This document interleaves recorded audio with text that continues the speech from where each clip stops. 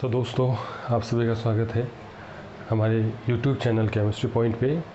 तो जैसा कि दोस्तों हम बात कर रहे थे रेजोनेटिंग इफेक्ट या मेसोमेरिक इफेक्ट के एप्लीकेशंस की, और उन एप्लीकेशन में हमने बात कर ली थी सबसे पहले स्टेबिलिटी ऑफ कार्बोकेटाइन। तो दोस्तों हमने सबसे पहले तो इसके बारे में बात कर ली थी कि जो कार्बोकेटाइन है ये रेजोनेंस के थ्रू किस प्रकार स्टेबलाइज होते हैं। तो इनके हमने एग्जांपल्स भी किए थे कार्बोकेटाइंस के। ओके फ्रेंड्स, आज हम इसी की दूसरी एप्लीकेशन करने वाले हैं stability of carb A9.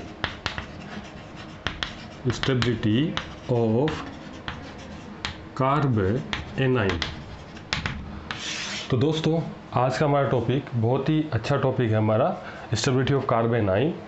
Okay, और ये भी एक कार्बोकेटाइन की तरह इंटरमीडिएट होता है हमारे ये कार्ब एनाइन। और कार्ब एनाइन होता क्या है एक्चुअल में कि जब हम कार्बन पर नेगेटिव चार्ज लगाते हैं तो ऐसा कार्बन जिस पर नेगेटिव चार्ज होता है उसे हम क्या बोलते हैं, कार्ब एनाइन बोलते हैं। अब ये जो नेगेटिव चार्ज कार्बन है ये किसी ऑर्गेनिक मॉलिक्यूल में कितना स्टेबल होता है। ओके, तो इसकी जो स्टेबिलिटी होगी, इस स्टेबिलिटी को अफेक्ट करने वाले बहुत सारे फैक्टर्स होते हैं। सबसे पहले हमने एक फैक्टर की बात की थी, इंडक्टिव इफेक्ट। ये हमारा सबसे पहला जो जीओसी का जो क्लास थी हमारी, जो पहला वीडियो था जीओसी का, उसमें मैंने आपको ये बताया था कि इंडक्टिव इफेक्ट जो होता है वो किस प्रकार ये जो इंटरमीडिएट होते हैं कार्बोकेटाइन, कार्बेनाइन, फ्री रेडिकल, इनको स्टेबलाइज करते हैं। तो जो इंडक्टिव इफेक्ट है ये भी क्या करता है, इस कार्बेनाइन को स्टेबलाइज करता है। और यहाँ हम जो एप्लीकेशन कर रहे हैं वो किसकी कर रहे हैं, रेजोनेंस की। किसकी कर रहे हैं भाई, रेजोनेंस की। अब ये जो रेजोनेंस है ये भी क्या करता है, इस C माइनस यानी कार्ब एनाइन की स्टेबिलिटी को अल्टर करता है, चेंज करता है। ओके, अब ये जो रेजोनेंस है ये इस कार्ब एनाइन को कैसे स्टेबलाइज करेगा। ओके, तो नॉर्मली हम जो रेजोनेंस देखते हैं तो रेजोनेंस में हमने ये सीखा है कि रेजोनेंस के अंदर होता है क्या है कि इलेक्ट्रॉन जो होते हैं वो डीलोकलाइज होते हैं। इलेक्ट्रॉन क्या होते हैं, पूरे के पूरे अणु के ऊपर फैलने लग जाते हैं। ओके, जैसे ही वो जो इलेक्ट्रॉन है वो पूरे मॉलिक्यूल पर फैलते हैं तो मॉलिक्यूल की जो एनर्जी होती है वो क्या हो जाती है, डाउन हो जाती है। जब मॉलिक्यूल की एनर्जी डाउन होती है तो उनकी स्टेबिलिटी क्या हो जाती है, बढ़ जाती है। क्यों? क्योंकि हमारे केमिस्ट्री में रिलेशन होता है स्टेबिलिटी और एनर्जी के बीच में, ये रिलेशन रिवर्स होता है, स्टेबिलिटी रिवर्स ऑफ एनर्जी, यानी जिस मॉलिक्यूल की एनर्जी ज़्यादा होगी उसकी स्टेबिलिटी कम होगी। अब हमें तो बस इतना ही करना है कि मॉलिक्यूल की एनर्जी को डाउन करें, मॉलिक्यूल की एनर्जी को कम करें, जिससे क्या होगा कि वो जो मॉलिक्यूल है वो हमारा क्या हो जाएगा, स्टेबल हो जाएगा। अब इस एनर्जी को डाउन कैसे करना है, इसके लिए ही तो हम जीओसी पढ़ते हैं, इंडक्टिव इफेक्ट, इलेक्ट्रोमेरिक इफेक्ट, ऐसे बहुत सारे और भी इफेक्ट होंगे जो आप पढ़ेंगे अपन। ओके, तो यहाँ रेजोनेंस भी उनमें से एक फैक्टर होता है जो मॉलिक्यूल या इंटरमीडिएट या कोई अदर स्पीसीज की स्टेबिलिटी को डायरेक्ट इफेक्ट करता है, उनकी एनर्जी को कम करता है। ओके दोस्तों, तो हम अब यहाँ यही बात करने वाले हैं कि ये रेजोनेंस इस कार्ब एनाइन की स्टेबिलिटी को कैसे चेंज करता है।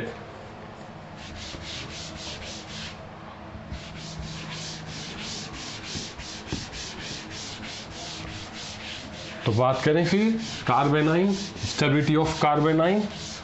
तो रेजोनेंस में आपको बहुत ही महत्वपूर्ण एक बात ध्यान में रखनी है, यहाँ एक नोट आपको ध्यान में रखना है जो चार्ज के बारे में है। अगर हम किसी चार्ज को किसी बड़े रीजन पर फैला देते हैं तो मॉलिक्यूल की एनर्जी कम हो जाती है, इसीलिए मॉलिक्यूल क्या हो जाता है, स्टेबल हो जाता है।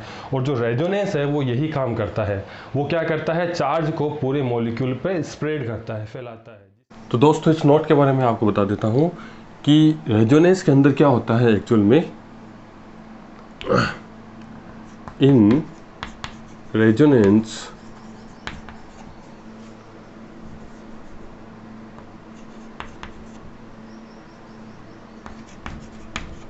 द पॉजिटिव और नेगेटिव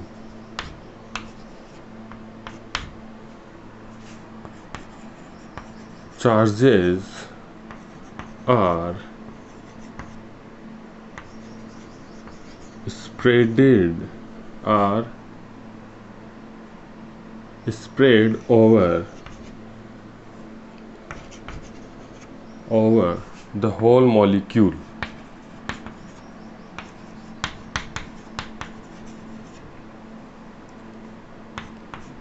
to decrease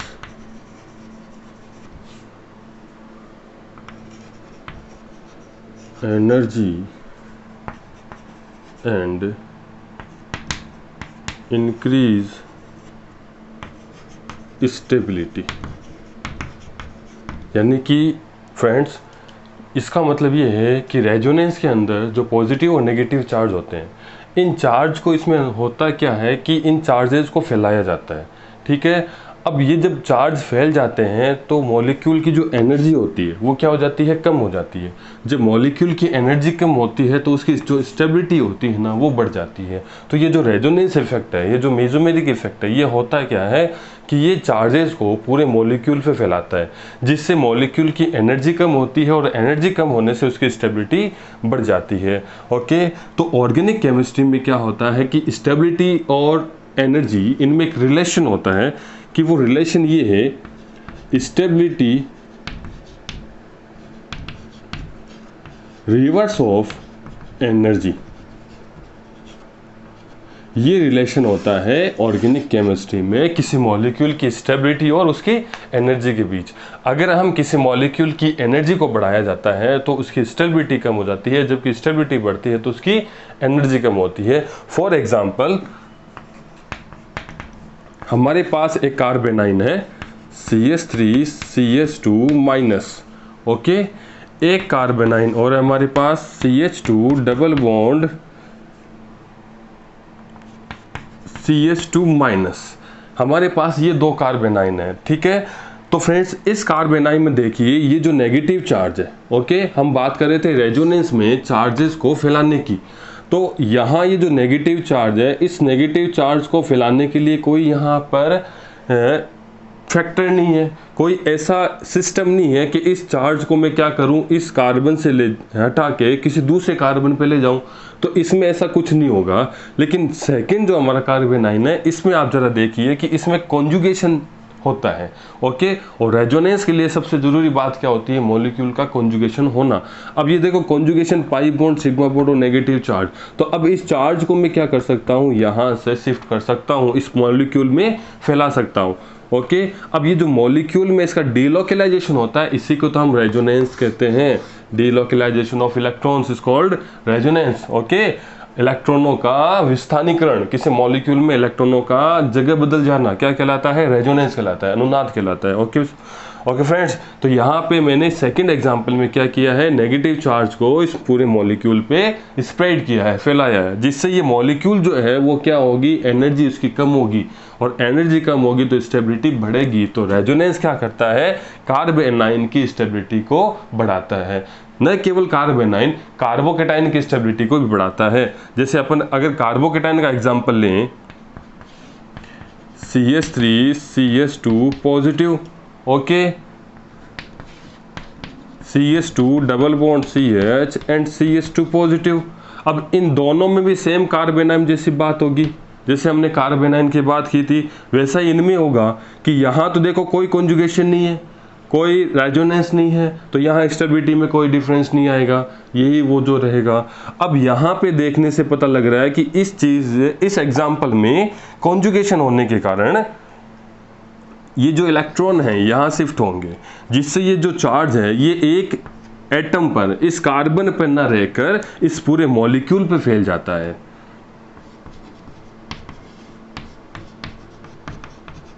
इससे क्या होता है कि ये जो कार्बोकेटाइन है ज़्यादा स्टेबल हो जाता है। अब चाहे वो कार्बोकेटाइन हो चाहे कार्बेनाइन हो, दोनों में चार्ज को अगर फैला सकते हैं तो रेजोनेंस है, और रेजोनेंस क्या करता है, इन दोनों इंटरमीडिएट की स्टेबिलिटी को बढ़ाता है, बिकॉज एनर्जी उनकी कम होती है। ओके फ्रेंड्स, तो अब हम बात करेंगे कार्बेनाइन की स्टेबिलिटी और इन स्टेबिलिटी को रेजोनेंस कैसे स्टेबलाइज करता है।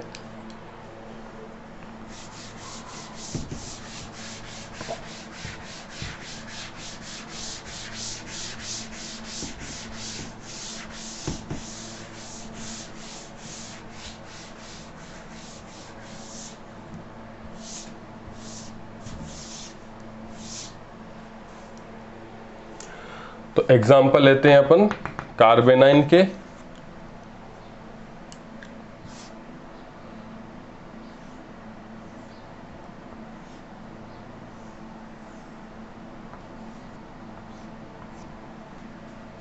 ये मैंने एक कार्बेनाइन ले लिया, इसका नाम है साइक्लोपेंटाडाइइनाइल आयन। ओके, अब इस साइक्लोपेंटाडाइइनाइल आयन में आप आसानी से आपको दिख रहा होगा कि इसमें भी नेगेटिव चार्ज और पाई बॉन्ड है। ओके, और ये जो नेगेटिव चार्ज और पाई बॉन्ड जो है ये क्या है, कॉन्जुगेशन में। अगर कॉन्जुगेशन में है तो इनमें क्या होगा, delocalisation of pi electron. Okay, इससे ये मॉलिक्यूल क्या हो जाएगा, स्टेबलाइज हो जाएगा।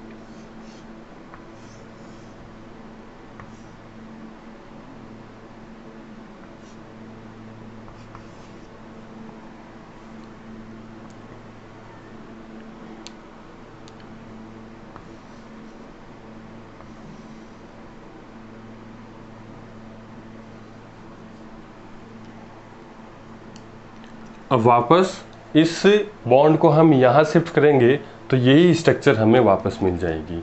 ओके, तो अब ये जो साइक्लोपेंटाडाइइनाइल है फ्रेंड्स, ये बहुत ही स्टेबल एक मॉलिक्यूल है, एनायन है, और इसकी जो स्टेबिलिटी है उसका रीज़न क्या है, इस मॉलिक्यूल पर रेजोनेंस के कारण इस नेगेटिव चार्ज का फैला देना। यानी अब ये जो नेगेटिव चार्ज है वो केवल इस कार्बन का हिस्सा नहीं है, अब ये नेगेटिव चार्ज इस पूरे मॉलिक्यूल का हिस्सा हो गया। यानी कि इसको छोटे से रीजन से हटाकर पूरे बड़े रीजन पे इसको फैला दिया गया, जिससे इसकी एनर्जी क्या हो जाती है, कम हो जाती है, और ये जो आयन है स्टेबल आयन बन जाएगा। ओके फ्रेंड्स, एग्जांपल लेते हैं second.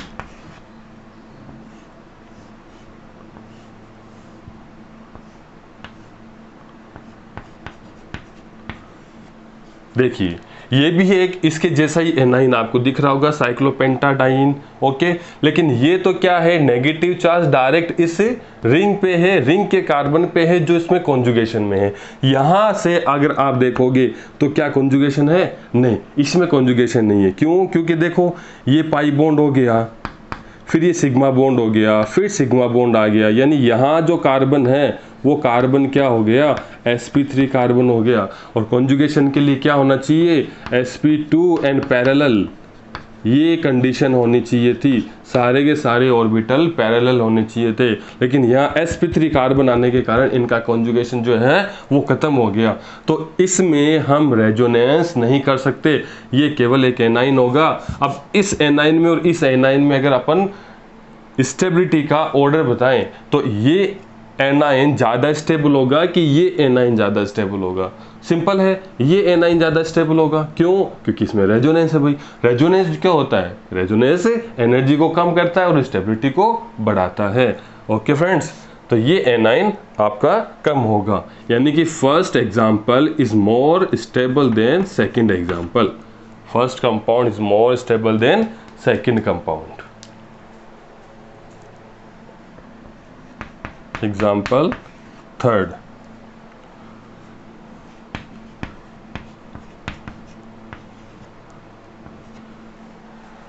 CH2 minus,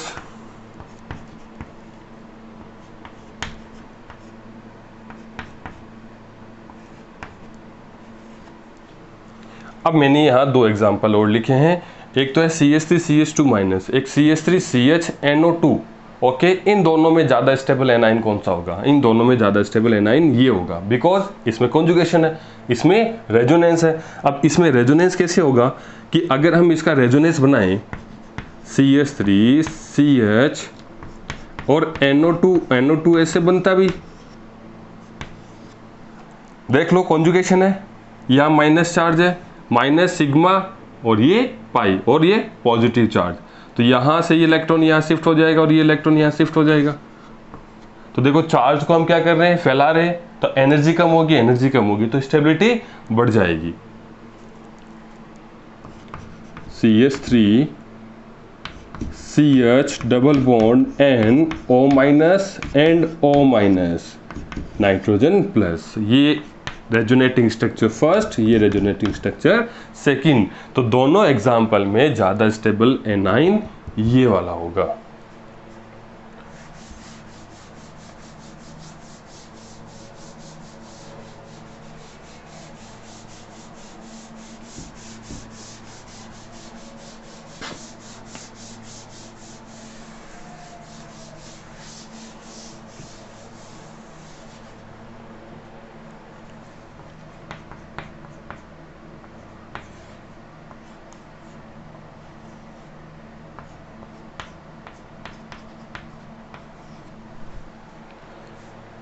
benzene and CH2 minus, इसमें भी रेजोनेंस होगा।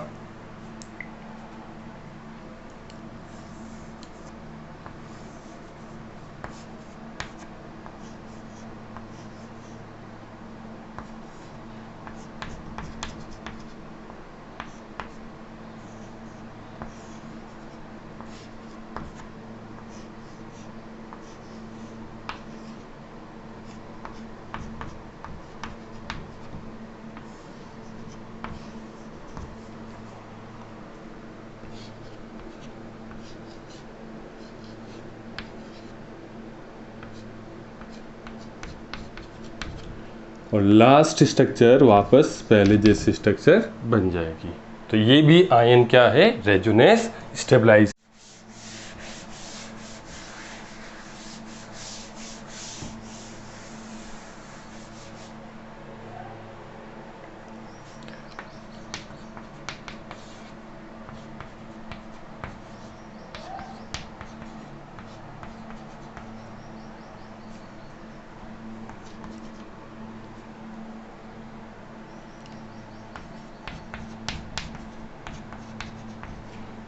तो इन एग्जाम्पल में हम देखेंगे ज़्यादा स्टेबल एनाइन कौन सा होगा।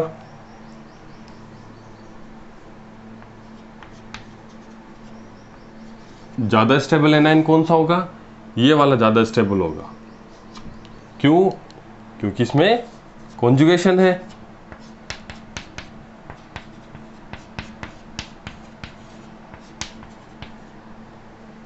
ओके, तो इस प्रकार हम एनाइन की जो स्टेबिलिटी है वो रेजोनेंस से है, अपन क्या करते हैं, डिटरमाइन करते हैं, पता लगाते हैं। ओके, तो नेगेटिव चार्ज को अगर रेजोनेंस में ले जाते हैं तो नेगेटिव चार्ज क्या करता है, पूरे मॉलिक्यूल पे फैलता है, जिससे एनर्जी कम होती है और स्टेबिलिटी बढ़ती है।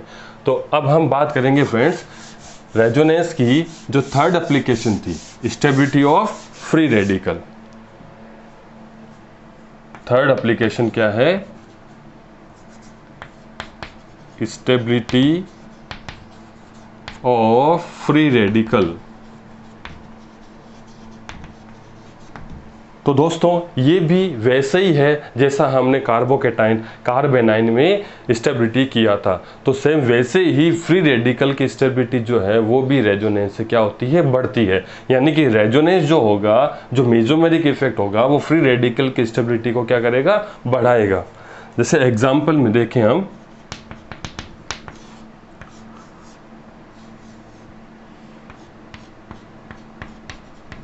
इसकी स्टेबिलिटी की बात करें अपन। ओके, तो इसमें रेजोनेंस के थ्रू क्या होगा, स्टेबलाइज होगा। अब देखो ये कैसे स्टेबलाइज होगा।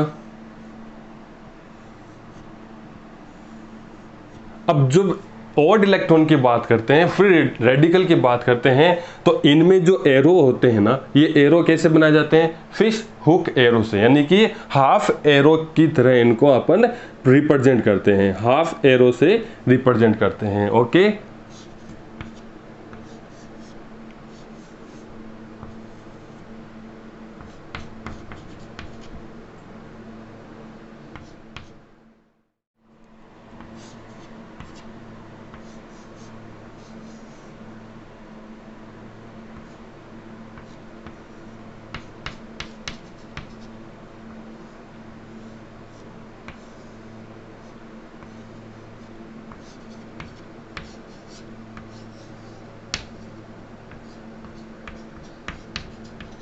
तो इस प्रकार ये फ्री रेडिकल जो आयन है, जो मॉलिक्यूल है, स्टेबलाइज हो जाता है बाय रेजोनेंस। ओके, और एग्जांपल देखते हैं अपन। सेकंड एग्जांपल करते हैं इसका।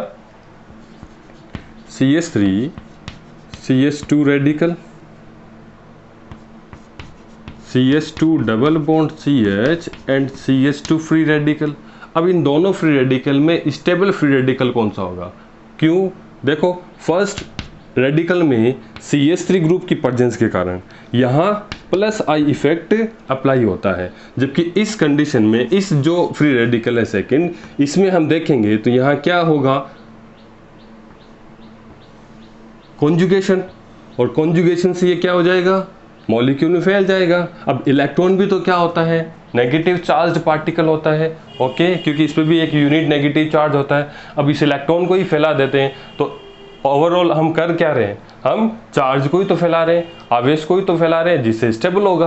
तो रेजोनेंस जो फिनोमिनन है, इसको अगर हम सिंपल अगर लैंग्वेज में डिफाइन करना चाहें कि व्हाट इज रेजोनेंस, रेजोनेंस क्या होता है, तो सिंपली हम कह सकते हैं कि रेजोनेंस के अंदर चार्जेस को बड़े रीजन पे फैलाया जाता है, पूरे मॉलिक्यूल पे फैलाया जाता है, जिससे मॉलिक्यूल की एनर्जी जो होती है वो कम हो जाती है। तो यही हमारा क्या होता है? रेजोनेंस। यानी डीलोकलाइजेशन जो हो रहा है यहाँ पे, वो किसका हो रहा है? वो होता है चार्जेस का। ओके, अब वो चार्ज इलेक्ट्रॉन के फॉर्म में हो या फिर किसी आयन के फॉर्म में हो, ओके, तो उसमें होना क्या है कि चार्जेस को फिर फैलाना होता है, डीलोकलाइज करना होता है, जिससे मॉलिक्यूल की एनर्जी क्या होगी? कम होगी, और स्टेबिलिटी क्या होगी? बढ़ेगी। तो इस मॉलिक्यूल में हम वही बात कर रहे हैं, इलेक्ट्रॉन को अपने प्लेस से दूसरे प्लेस पे ले जाते हैं, तो इसी को तो डीलोकलाइजेशन कहते हैं।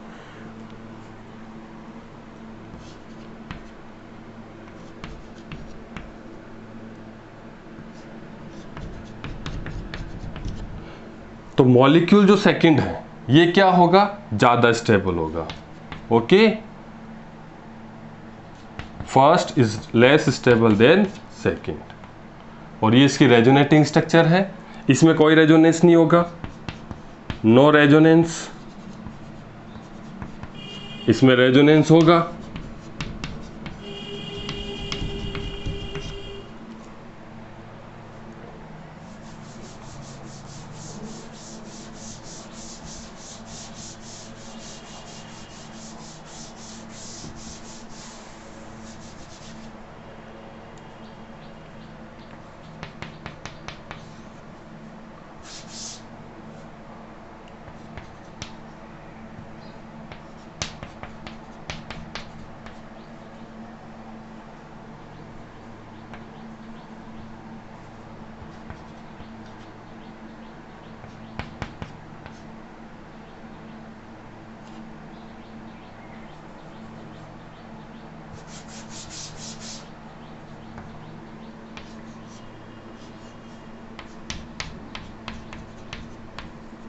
अब इन दोनों में ज्यादा स्टेबल कौन सा होगा? इसमें भी रेजोनेंस है, इसमें भी रेजोनेंस होगा, और इसमें भी रेजोनेंस होगा।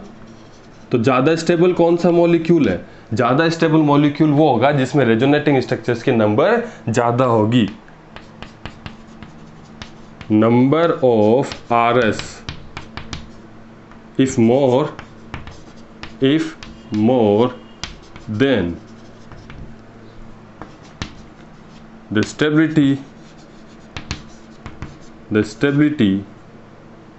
of molecule or ion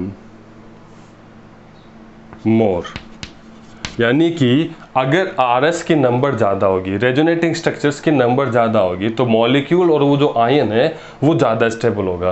तो इसकी भी मैंने रेजोनेंस अभी बनाई थी, जस्ट पहले ही हमने एग्जांपल में इस रेडिकल को अपन लेके रेजोनेंस बना रहे थे, तो इसमें 4 रेजोनेंस बन रही थी, और इसके भी हमने अभी जस्ट पहले ही रेजोनेटिंग स्ट्रक्चर बनाई है, इसमें 2 रेजोनेटिंग स्ट्रक्चर बनती हैं। यानी कि इसमें जो RS है वो क्या है? 2 है, और इसमें जो RS है वो कितनी है? 4 है। तो ज़्यादा स्टेबल कौन होगा? जिसमें नंबर ऑफ RS से ज़्यादा होंगे। यानी second example is a more stable.